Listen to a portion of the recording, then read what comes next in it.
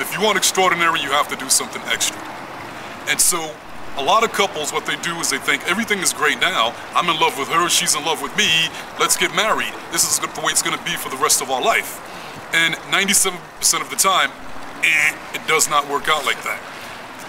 Whether it's a matter of months, years, or decades, eventually most relationships start to grow less and less fulfilling. Until one day you wake up next to this person that you were once madly in love with, and this person's a stranger.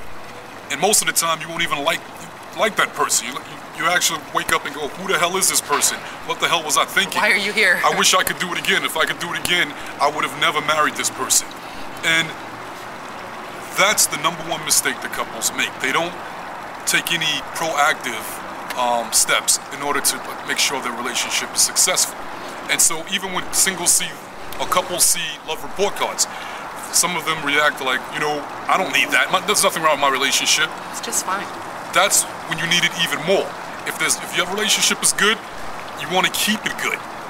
And love report cards will make sure it'll stay good for life. If your relationship is experiencing a little trouble, love report cards will get it back on track, help you to achieve that romantic harmony again, and get it back on the growth track. And so that 30, 40 years from now, it'll be an even more amazing relationship. So the best part of your relationship shouldn't be when you first started dating. The best part of your relationships should come over time. It should get better and better and better. So that's the #1 mistake that I'd say couples make. And I'd like to add to that, we're not taught what to do after we hit our relationship benchmarks. Most of us, and I want to say it's mainly women. Women have been taught, you attract a partner, you get engaged, you get married, you have some babies, you buy a house, and then after that, what do? No one tells you what to do after that. But if you're not growing, you're dying. And if you're not growing your relationship, then your relationship is declining. Whether you know it or not, it is declining. And that's what happens to people that the couples that you know. I've seen recently couples that have been married 1 year and are getting divorced. And it's sad.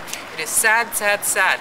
There is something called gray divorce, where elderly people are starting to get divorced because no one has taught us how to grow our relationship. No one has taught us how to turn our relationship into a luxury, something that we want and that we care for and that we tend to. It's just taken for granted. We took those vows and now we're together forever, and now I can start looking at you and figuring out what you're not doing to make me happy, and I have no responsibility in it. I'm just going to blame, blame, blame, and you end up not, like Anthony said, not knowing this person, not wanting to be with them anymore.